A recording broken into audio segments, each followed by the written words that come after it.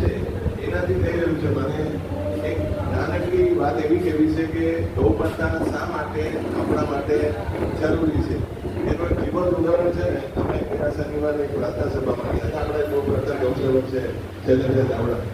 શૈલેષભાઈ દાવડાના પ્રાર્થના સભામાંથી વાત આવ્યા અને મારે રાકેશભાઈને મળવાનું થયું.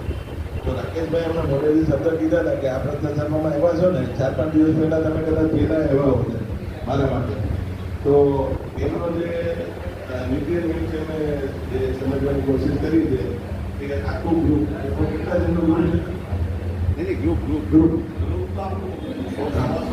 છે ને બોરીવલીથી વેસરથી જે ટીમો છે એમને સવારે 7:30 વાગે ટેમ્પો નીકળે ઈવનને એટલે કોઈ પણ સિઝનમાં અઢી કલાક પહેલા પહોંચે 3, 4, 5 કલાક તો થાય.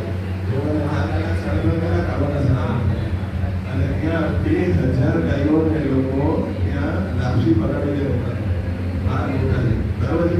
હવે જે ગૌ માતા સાથેનું જે આપણે અત્યાર સુધીનું જોયું કે બાબુ કાકા છે, નાના કાકા છે, રજવાડી સાગર છે, એ બધાએ જે તપ કર્યું અધિરાજા થઈ રહી છે. લોકોએ આ ચમત્કાર સિવાય તો પોસિબલ જ નથી કે તમારે 1 લાખ રૂપિયા, 1.5 લાખ રૂપિયા, 2 લાખ રૂપિયાની લાપસી કે 3 લાખ રૂપિયા ફિગર મને ખબર નથી અને એમાં એટલા જ મોટું હોય છે.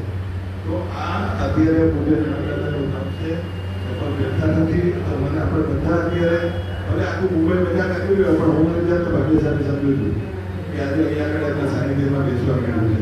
રાકેશભાઈનો અનુભવના મોડેલ એવો છે કે એ કઈ રીતે આપણી સામાન્ય અત્યારે અઠવાડિયાની અંદર છે